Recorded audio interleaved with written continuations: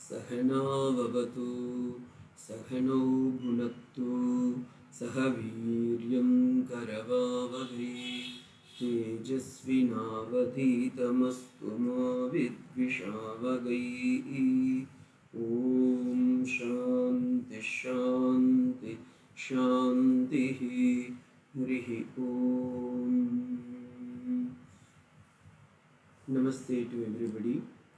லலிதா சௌந்தரிய லகரியில் நம்ம 9வது ஸ்லோகத்தில் இருந்தோம். இந்த 9வது ஸ்லோகம் சக்கரங்கள், இந்த மூலாதாரத்திலிருந்து அன்னை எப்படி வெளிக்கிளம்புகின்றாள், அதாவது இந்த ஸ்லோகத்தை சொல்லிட்டு நான் சொல்கிறேன். மகிம் மூலாதாரே கமபி கருணே கமபி மணிபூரே ஹுதவகம் ஸ்திதம் ஸ்வாதிஷ்டானே ஹிருதி மருதமாகாசமுபரி மனோபிர் ப்ரூமத்யே சகலமபி பித்வா குலபதம் சகசிராரே பத்மே சக ரசிக பத்யா விகரசே அப்படின்றது ஸ்லோகம். ஒரு முறை திரும்பவும் கேளுங்க. மஹிம் மூலாதாரே கமபி மணிபூரே ஹுதவகம் स्थितं स्वाधिष्ठाने हृदि मरुतमाकाशमुपरि मनोऽपि भ्रूमध्ये सकलमपि भित्त्वा कुलपथम्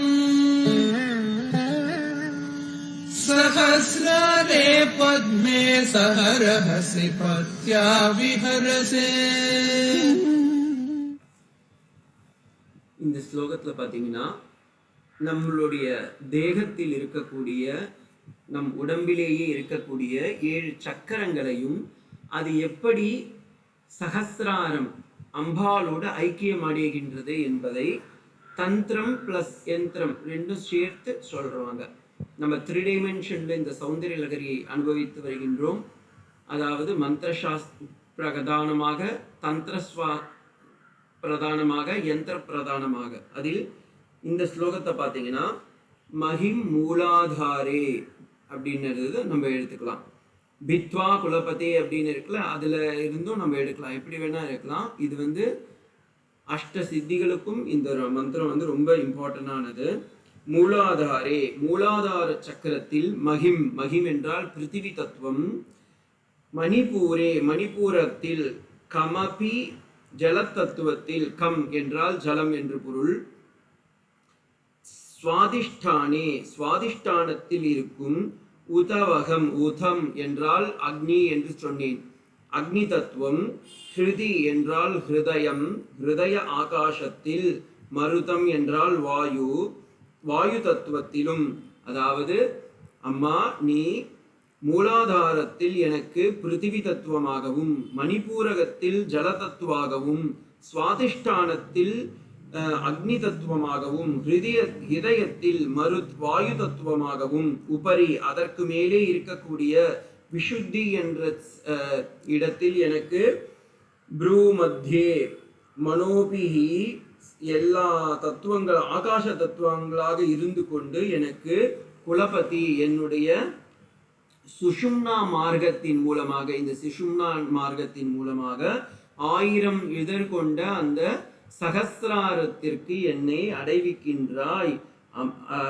இப்படி ரகசியமாக இந்த ரகசி அப்படின்னு போட்டிருக்குல்ல, அதனால ரகசிய இடத்தில் உனது சதாசிவனோடு கூடி மகிழ்கின்றாய். அதாவது இந்த இடத்துல சக்தி அப்படின்னா அம்பாள்னு வச்சுக்கலாம், இன்னொன்று நம்மளுடைய பவர் எனர்ஜி பவர்னு வச்சுக்கலாம். சிவன் என்றால் இந்த உடம்பு சவமாக இருப்பதால் அதற்கு இந்த உடம்பு என்ற பெயர். இந்த உடம்பிற்கு நீதானே அஷ்ட சித்திகளையும் தரக்கூடிய தசதலத்தில் இருக்கக்கூடிய சக்தியாக இருக்கின்றாய். நாம் உண்ணும் உணவு, பருகும் நீர் எல்லாவற்றிலும் இந்த சக்தி தத்துவங்கள் நிறைந்துள்ளது. அதை நீ ஒவ்வொரு இடத்திலும் எனக்கு அதிஷ்டான தேவதையாக இருந்து கொண்டு எனக்கு காத்து மகிழ்கின்றாய் அப்படின்றது. இதுக்கு சமமாக லலிதா சஹஸ்ரநாமத்துல பார்த்தீங்கன்னா மூலாதாரைக நிலையா பிரம்ம கிரந்தி விபேதினி மணிபூராந்த ருதிதா விஷ்ணு கிரந்தி விபேதினி ஆக்ஞா சக்கராந்தராரஸ்தா ருத்ர கிரந்தி விபேதினி சகசிராராம் புஜாரூடா சுதாசாராவி வர்ஷினி என்னும் ஸ்லோகங்களை எல்லாம் ஞாபகத்தில் வச்சுக்கலாம். இதோடைய பத யோஜனையை வந்து லக்ஷ்மிதரரே கொடுத்துருக்காரு. ஹே பகவதி மூலாதாரே மகிம் கம் மணிப்பூரே சுவாதிஷ்டானே ஹுதவகம் இவ ஹிருதி மாருதம் ஆகாஷமுபரி மனோபி ப்ரூமத்யே ஆகாஷமபிஹி ஸ்திதமிதி விபக்த வியக்தேன சர்வதந்திரானுசஜ்ஜதே சகலம் குலபதம் அபிபித்வா சகசிராணி ரகசி பத்யா சக விஹரசே என்று பொருள் கூற வேண்டும். 1000 தாமரை கொண்ட தலையில் 1000 அந்த சகசிராரத்தில் விளையாடி மகிழ்கின்றாய் அப்படின்னுது. இப்ப இந்த ஸ்லோகத்தின் பிரகாரம் பார்த்தீங்கன்னா, அப்ப நம்ம உடம்புல இருக்கிற அந்த சச்சக்கரங்கள் 6 சக்கரங்களை நாம் தெரிந்து கொள்ள வேண்டும். அதற்கு நான் பேசிக் இதுவா நான் ஒரு இன்ட்ரோடக்ஷன் கொடுக்குறேன். இது வந்து நீங்க குருமுகமாக நிறைய இன்னைக்கு ஆன்லைன் சேவார்த்திகள் நிறைய பேர் இருக்காங்க, ஆஃப்லைன் சேவார்த்திகளும் நிறைய பேர் இருக்காங்க. அவங்க கிட்ட கேட்டு தெரிந்து கொள்ளலாம். நமக்கு இந்த சௌந்தர்யலகரியை பொறுத்தவரை இந்த சக்கரம் யந்திர பிரயோகம் எப்படி, அது எப்படி சரீரத்தில் சம்பந்தப்பட்டுள்ளது என்பதை மாத்திரம் இங்கே நாம் காணவிருக்கின்றோம். அதாவது நம்மளுடைய உடம்புல பார்த்தீங்கன்னா 7 சக்கரங்கள் இருக்கு. அதே போல ஸ்ரீ சக்கர யந்திரத்திலும் 1 பிந்து மண்டல ஸ்வரூபிணியாக இங்கே, அங்கிருந்து பார்த்தீங்கன்னா அப்படியே 7 வரிசை இருக்கும். அதாவது நீங்க இங்க இருந்து எடுத்துக்கோங்க, 1 2 3 4 5 6 7. ஓகேங்களா? இந்த 7 ஸ்தலங்களிலும் இங்கே 7 சக்கரங்களாக காட்டப்படுகிறது. மூலாதாரம் என்பது அதன் கலரையும் இங்கே கொடுத்துருக்கேன். பாதுகாப்பு, ஓகேங்களா? அதோடைய பீஜம் வந்து லம், அந்த பீஜ மந்திரத்தோடு இங்க இருக்கு. இந்த இடத்துல அந்த சக்கரம் இருக்கு, அதோடைய கலரும் சேர்த்து கொடுத்துள்ளேன். மூலாதாரம், அதோடைய ரத்த வர்ணம் லம் என்னும் மந்திரம். அதே போல சுவாதிஷ்டானம், சுவாதிஷ்டானத்திற்கு வம் என்னும் மந்திரம். அதே போல மணிபூரகம், மணிபூரத்திற்கு ரம் என்னும் மந்திரம். இதெல்லாம் என்னுடைய சொந்த இதுவில்லை, லலிதா சஹஸ்ரநாம பிரகாரமும் சௌந்தர்யலகரி பிரகாரமும் கொடுத்துள்ளோம். அநாகதா சக்கரம், அதற்கு யம் என்னும் பீஜமந்திரம். விஷுத்திக்கு ஹம் என்னும் சக்கரம், அது கண்டத்தில் கழுத்திற்கு கீழே வரக்கூடியது. ஆக்ஞா சக்கரம் என்பது புருவ மத்திகள், 2 புருவத்திற்கும் மத்தியில் இருக்கக்கூடியது. என்னும் மந்திரம். சகசிராரத்திற்கு பிரணவ மந்திரமாகிய ஓங்காரம். இப்படி நம்முடைய சக்கரம். இந்த சக்கரத்தை நீங்க வெர்டிகலா வச்சுக்கிட்டீங்கனாலும் சரி, ஹரிசாண்டலா வச்சுட்டாலும் இதே இதுதான். இப்ப இங்க பாத்தீங்கன்னா அந்த பிந்து மண்டல வாசினியாக இருக்கக்கூடிய மத்திய ஸ்வரூபத்துல இருக்கிறதுக்கு ஓம்னு சகசிரார பத்மம். ஓகேங்களா? அதே போல இதை அப்வோர்டாகவும் எடுத்துக்கலாம், டவுன்வோர்டாகவும் எடுத்துக்கலாம். அதாவது அவரோகமாகவும் எடுத்துக்கொள்ளலாம், ஆரோகணமாகவும் எடுத்துக்கொள்ளலாம். கீழிருந்து மேலே போற மாதிரியும் வச்சுக்கலாம், மேலிருந்து கீழே போற மாதிரியும் வச்சுக்கலாம். இதோடைய தாத்பரியம். இப்போ 9வது ஸ்லோகம் பார்த்தீங்கன்னா, இந்த 9வது ஸ்லோகம் என்னன்னா, கீழிருந்து எப்படி நமக்கு சகசிராரம் செல்கின்றது என்பதும், 10வது ஸ்லோகம் மேலிருந்து எப்படி கீழே வருகின்றது என்பதையும் காட்டி கொடுக்கின்றது. இப்போ இதெல்லாம் நம்ம இது ஆன்லைன்லாம் நிறைய பிக்சர்ஸ்லாம் இருக்கு. இது எப்படி இந்த தந்திர சாஸ்திரமும் மந்திர சாஸ்திரமும் சேர்ந்து நமக்கு யந்திரஸ்வரூபமாக இந்த சரீரத்தில் இருக்கின்றது என்பதற்காகத்தான் இது. மூலாதாரம், த பேசல், இது வந்து எல்லாமே வெஸ்டர்ன் சைக்காலஜி பிரகாரமும் சேர்ந்து அடியன் கொடுத்துருக்கேன்.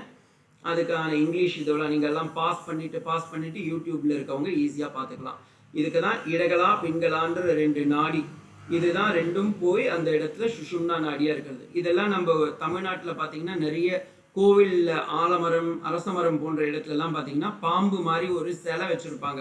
அதுவும் இதே தத்துவம் தான். அது 7 இதோடு சேர்ந்து இந்த இதுதான் அந்த பாம்பு இது இருக்கும். ஏன்னா அங்கே ஓசோன் வந்து நிறைய இருக்கிறதுனால அந்த இடத்துல போய் நம்ம அந்த விடிய காலையில் ஆலமரம், அரச மரம், வேப்ப மரத்தெல்லாம் சுற்றி வரும்போது இது மாதிரி நடக்கும், நம்மளுடைய சக்கரங்கள்லாம் ஆப்ரேட் ஆகும் அப்படின்னு சொல்கிறாங்க. அது எந்த அளவுக்குன்றது நீங்கள் தான் எக்ஸ்பீரியன்ஸ் பண்ணி அவரவர் அனுபவத்திற்கு மட்டுமே அது புரியக்கூடியது. இது திரிகோணாந்தர தீபிகா, நம்மளுடைய பத்மாசனத்தில் அமர்ந்து அதோடைய இது இப்போ சரீரத்தில் இருப்பதே இங்கே யந்திரமாக உள்ளது. அதோடைய லெவல்களை நான் இங்கே கொஞ்சம் கொஞ்சமாக எக்ஸ்பிளைன் பண்ணியிருக்கேன். ஓகேங்களா? ரூட் சக்கரா, அதுக்கு ஒவ்வொன்றுத்துக்கும் இங்கிலீஷில் அவங்க என்னென்ன கொடுத்துருக்காலோ அதோடைய பேரெல்லாம் கொடுத்து இதை வந்து யந்திர சாஸ்திரம் அப்படின்னு ஒரு தனி புஸ்தகமே இருக்கு. ஸ்ரீயந்திரம் இருக்கிற யந்திரங்கள்லயே ஸ்ரீ லலிதா திரிபுர சுந்தரியோடைய ஸ்ரீயந்திரம், அதாவது இந்த ஸ்ரீசக்கரம் என்பது ரொம்பவும் இதுவானது, மேலானது அப்படின்னு அதுல போட்டிருக்கு. இப்ப 10வது ஸ்லோகத்திற்கு நாம் போவோம். 10வது ஸ்லோகத்தையும் சேர்த்து நாம் இன்று அனுபவிப்போம். 10வது ஸ்லோகம் சுதாதாரசாரச்சரணயுகளாந்தர்விகலிதைः பிரபஞ்சம் சிஞ்சந்தே புனரபி ரசாம்னாய மஹசஹ அவாப்ய ஸ்வாம் பூமிம் புஜகநிபமத்யுஷ்டவலயம் ஸ்வமாத்மானம் கிருத்வா ஸ்வபிஷி குலகுண்டே குஹரிணி. ஸோ நாம் முன்ன சொன்ன மாதிரி 9வது ஸ்லோகம் வந்து கீழிருந்து மேலே சகஸ்ராரத்திற்கு செல்வதாகவும், 10வது ஸ்லோகம் சகஸ்ராரத்திலிருந்து மூலாதாரத்திற்கு திரும்ப வருவது. ஓகேங்களா? அதை தான் இந்த இடத்துல சொல்றாங்க. சுதாதாரா சாரைச்ச சரண யுகலாந்தர் விகலிதைஹி பிரபஞ்சம் சிஞ்சந்தி புனரபி ரசாம்னாய மகசஹ அவாப்ய ஸ்வாம் பூமிம் புஜக நிப மத்யுஷ்டவலயம் ஸ்வமாத்மானம் கிருத்வா ஸ்வபிஷி குலகுண்டே குஹரிணி அப்படின்றது ஸ்லோகம். இதுல 3 லேயரா இதை வந்து நம்ம பிரிச்சுக்கலாம். சிஞ்சந்தி அப்படின்ற இடத்துல இருந்து நீங்க எடுத்துக்கோங்க. சிஞ்சன்றி என்றால் ஊற்றுவதுன்னு அர்த்தம். ஊற்றுவதுன்னா இந்த இடத்துல ஃபென்சிங் ஸ்ட்ரென்ச்சிங்னு சொல்லுவாங்கல்ல. சகஸ்ராரத்தில் சென்ற அந்த ரேதஸ் ஆத்ம சக்தியானது திரும்பவும் மூலாதாரத்திற்கு வருகின்றது. ஓகேங்களா? ரிட்டர்ன் டவுன்வர்ட்ஸ் பார்ட்ல அதை தான் இந்த இடத்துல சொல்றாங்க. இதுல சிஞ்சந்தின்றது இங்க இருக்கு. சிஞ்சந்தி சேச்சனன்ற தாத்துல இருந்து வந்தது. பிரபஞ்சம், பிரபஞ்சம்னா என்ன? பிர பிளஸ் பஞ்சம், அதாவது பிரகிருஷ்டேன பஞ்சகம். பஞ்சம்னா பஞ்சபூதங்கள். இந்த உலகில் இருக்கக்கூடிய 5 பூதங்களும் நாம் 9வது ஸ்லோகத்திலே பார்த்தோம். எந்தெந்த நாடியில எந்தெந்த பூதங்கள், பஞ்சபூதங்கள் இருக்கின்றது. ஆகாச தத்துவம், அக்னி தத்துவம், வாயு தத்துவம். அவை அனைத்தும் சுதாதாரா சாரைஹி, அவை அனைத்தும் நம்முடைய சகஸ்ராரத்திலிருந்து திரும்பவும் சுதாதாரா சாரை எங்க இருக்குது? தோருக்கு பாருங்க. சுதாதாரா சாரைஷ்ட அப்படின்னு இருக்குல்ல, அதான் சரண யுகலாந்தர் விகலிதை. அப்படியே ஒரே வார்த்தையா எடுத்துக்கோங்க. சரண யுகலாந்தர் விகலிதை அப்படின்னா, சரணம் என்றால் அம்பாளுடைய தவ பாதம், அந்துடைய பாதம். சரணம்னா சரண்டர், சரணம் என்றால் பாதம். அம்பாளின் திருப்பாதங்களின் வடிவில் 2 பாதங்களுக்கு நடுவில் அப்படின்னு பொருள் எடுத்துக்கணும். இந்த அம்பாளுடைய திருப்பாதங்கள்ன்றது எங்க இருக்கு அப்படின்றதுக்கு இது வந்து நம்ம ஒரு இமேஜினேஷன்ல தான் நம்ம சொல்ல முடியும். சரண யுகலாந்தர் விகலிதை, அம்பாளுடைய பாதங்கள் 2லிருந்தும் பொங்கக்கூடிய அமிர்தமானது. இப்ப இத சொல்லும் போது எப்படி சுவாமி அம்பாளுடைய காலில் இருந்து தண்ணி மாதிரி இல்ல அமிர்தம் மாதிரி ஏதாவது பொங்குமானா? பொங்கும். மதுரைக்கு போய் பார்த்தீங்கன்னா அங்கே கூடலழகர், கல்லழகர் அப்படின்னு இருக்காங்க. இந்த கல்லழகர் கோவிலுக்கு மேலே சென்றால் நரசிம்மருடைய ஒரு கோவில் இருக்கும். அந்த கோவிலுக்கு மேல போய் பார்த்தீங்கன்னா ஒரு அம்பாளுடைய கோவில் இருக்கு. அந்த அம்பாளுடைய பேர் எனக்கு சட்டு ஞாபகம் வரல. அந்த அம்பாளுடைய திருப்பாதங்களிலிருந்து ஊற்று சுரக்கின்றது. அந்த ஸ்லோகம் மேபி அத பகவத் பாதால் அங்க பார்த்துட்டு அதை சொல்றாரா, இல்ல இது வந்து அவருடைய அந்த கைலாசத்துல பார்த்த அந்த கற்பனையான்னு தெரியல. சரண யுகலாந்தர் விகலிதைஹி, அம்பாளின் திருப்பாதங்கள் 2லும் இருந்து நடுவில் வரக்கூடிய பெருகும் அமிர்த ஊற்றானது அப்படின்னு எடுத்துக்கணும். ஓகேங்களா? ஸ்வபிஷி, அதுக்கு முன்னாடி நம்ம இங்க போடலாம். புனரபி ரச அவாப்சிய, புனரபினா திரும்பவும். திரும்பவும் எங்கிருந்து வருகின்றது? மூலாதாரத்திலிருந்து சகஸ்ராரம் சென்ற அந்த ஆத்ம சக்தியானது திரும்பவும் சகஸ்ராரத்திலிருந்து மூலாதாரத்திற்கு திரும்பி வருகின்றது. அததான் யந்திர சுரூபமாகவும் இங்கே நம் சரீரத்தில் உள்ள அந்தந்த ஸ்திதிகளையும் குறிப்பிடுவதாக உள்ளது. ஓகேங்களா? புஜக நிப மத்யுஷ்ட வலயம், coming again to your original state.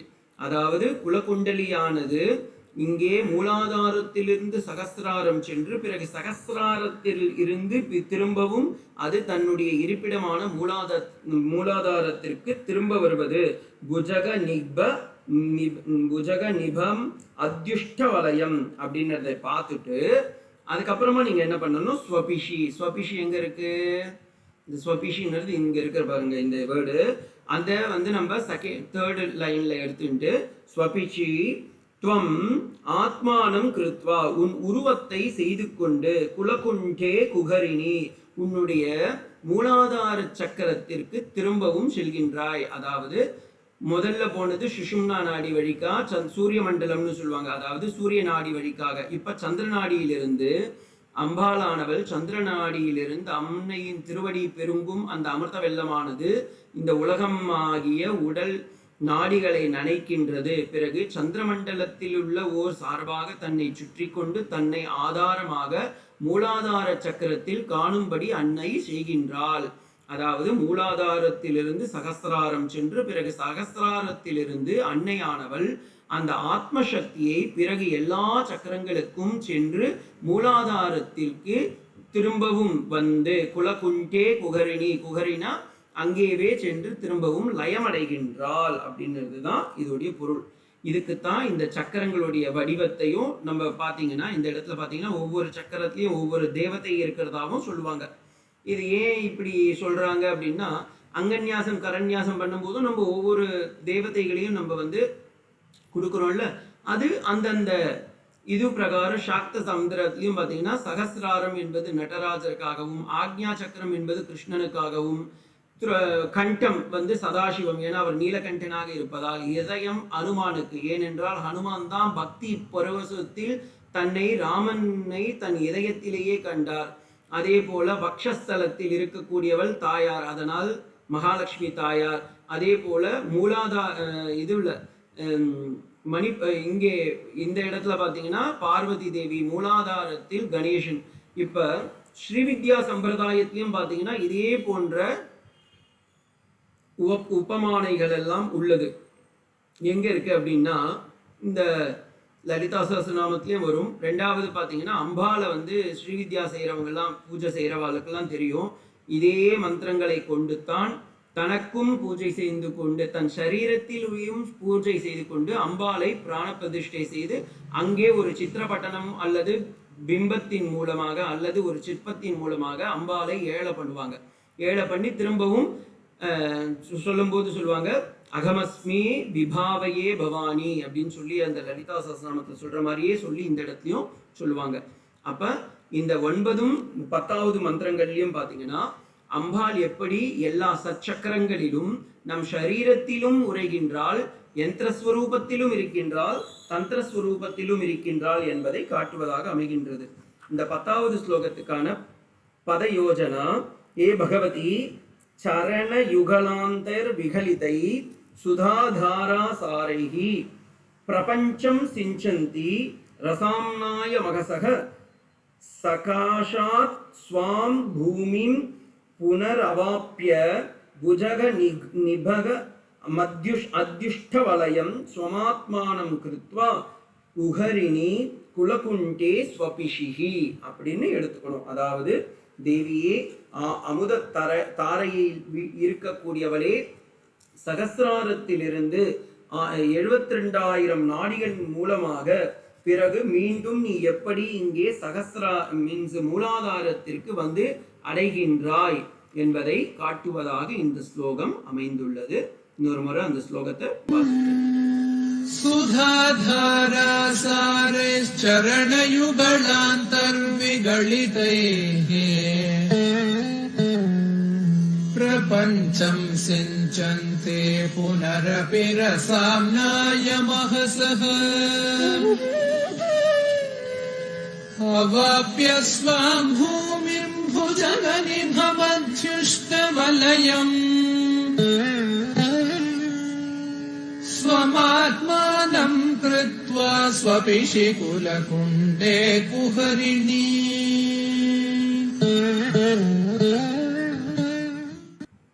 ஓம் शान्ति शान्तिः हरिः ॐ तत्सत् श्रीरामकृष्णार्पणमस्तु।